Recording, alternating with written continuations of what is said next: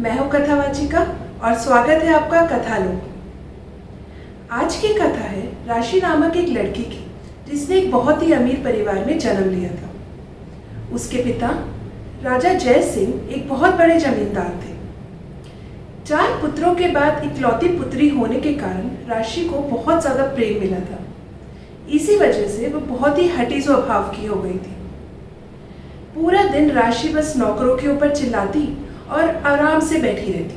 वो कुछ काम नहीं करती थी। ये देख के राशि की माता बहुत दुखी होती थी और वो अपने पति से इसकी चर्चा करती थी, परंतु वो राशि को कुछ नहीं कहते थे।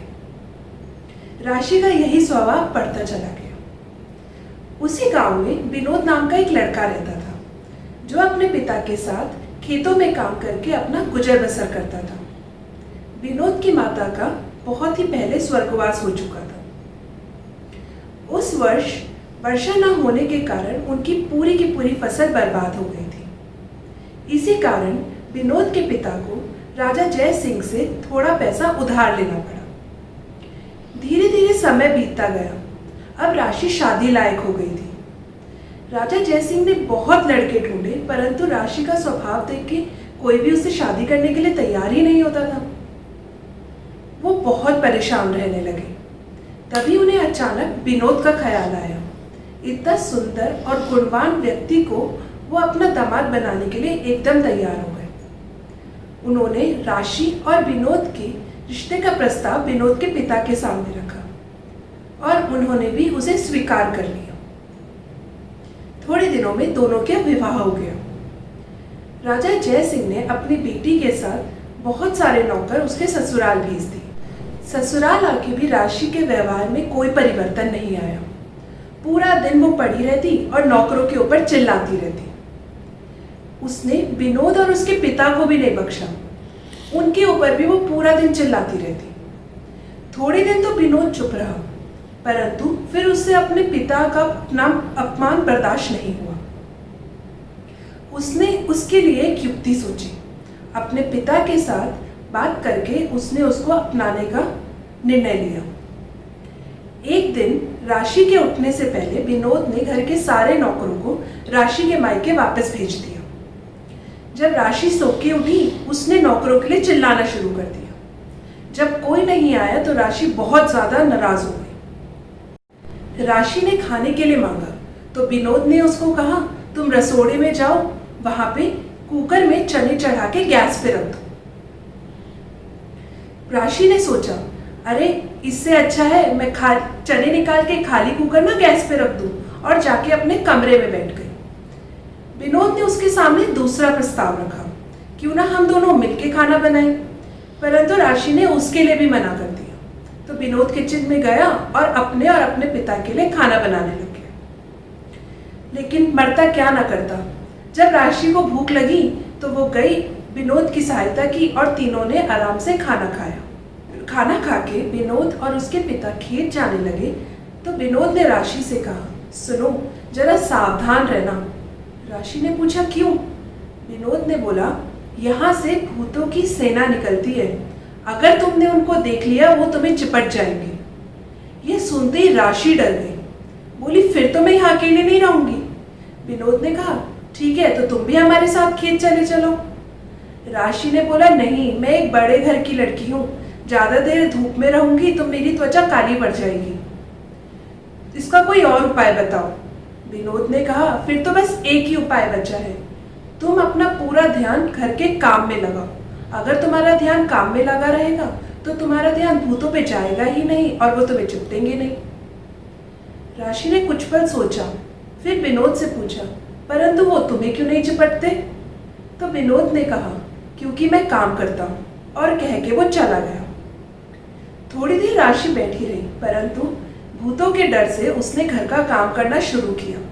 उसने किचन में जाके सबके लिए खाना बनाया। अभी भी बहुत समय बाकी था तो उसने घर की साफ सफाई करनी शुरू कर दी। देखते ही देखते शाम हो गई और राशि सारा घर का काम निपटा चुकी थी। विनोद जब घर आया तो उसने देखा कि घर एकदम साफ सुथरा पड़ा है और किचन में खाना भी बना रखा है और वो मन ही मन मुस्का दिया। अब ये रोज होने लगा। रोज विनोद और उसके पिता खेतों में काम करने जाते और राशि घर पे रह के घर की साफ सफाई, खाना बनाना, इन सब में बहुत ज़्यादा मेहनत करती। देखते ही देखते उन लोगों के रिश्तों में भी परिवर्तन आने लगा। कुछ ही दिनों बाद राशि के पिता महाराज जयसिंह और उनकी पत्नी अपनी पुत्री से मिलने उसके ससुराल पहुंचे। वो राशि को देख के आश्चर्यचकित रह गए। उनकी पुत्री के शरीर में अब 1% आलस नहीं बचा था। राशि ने अपने माता पिता को देख के पहले उन्हें गले लगाया, फिर एक पन्ना लगाते हुए अपने पिता के हाथ में झाड़ू और माता के हाथ में बर्तन मांजने का झाना पकड़ा दिया और उनसे बोला, पिताजी यहाँ पे आपको काम करना होगा। वो दोनों चुप रह गए, ये हो क्या रहा है। परंतु अपनी पुत्री के बहुत ज्यादा बोलने पर उन लोगों ने घर का काम करना शुरू कर दिया। थोड़ी देर बाद विनोद और उसके पिता जब खेतों से वापस पहुंचे तो महाराज जयसिंह को आंगन की झाड़ू मारते हुए और उनकी पत्नी को बर्तन मांजते हुए देख के दंग रह गए। वो तुरंत उनके पास गया और उनके हाथ से झाड़ू लेकर उनसे क्षमा मांगी। महाराज जयसिंह ने विनोद से कहा, विनोद ये हो क्या रहा है, हमें कुछ समझ नहीं आ रहा है। इससे पहले कि विनोद कुछ बोलता, पीछे से राशि बोली, पिताजी यहाँ पे भूतों की सेना है, अगर आप काम नहीं करेंगे तो वो आके आपको चिपट जाएंगे, इसलिए यहाँ पे काम करते रहना पड़ता है। वो बहुत ही असमंजस में पड़ गए कि ये क्या बोल रही है। उन्होंने फिर विनोद की तरफ पलटते हुए पूछा, विनोद, मैंने अपनी पुत्री के साथ इतने सारे नौकर भिजवाए थे, तुमने उन सबको वापस क्यों भेज दिया? विनोद ने उत्तर दिया, महाराज, अब राशि हमारे घर की बहू है, उसको भी वैसे ही रहना होगा जैसे हम लोग रहते हैं और ऋण उतारने में हमारी सहायता करनी होगी। महाराज जयसिंह बोले, परंतु तुम्हारा ऋण तो मैंने शादी के वक्त ही माफ कर दिया था। विनोद ने उत्तर दिया, महाराज, मैं आपका पैसा जरूर लौटाऊंगा, हमें कभी किसी का आश्रित नहीं रहना चाहिए। राशि की माता ने पूछा, बेटा, ये कौन से भूत हैं जिनकी बात राशि कर रही है? उस पे विनोद ने उत्तर दिया, पहला भूत है आलस्य का। अगर राशि पूरे दिन आलस्य करती और पड़ी रहती तो उसको आलस्य का भूत आके नोच डालता। और दूसरा भूत है ऋण का। हमें कभी भी किसी के पैसे लेकर भूलना नहीं चाहिए, हमें हमेशा दूसरों का ऋण उतार देना चाहिए।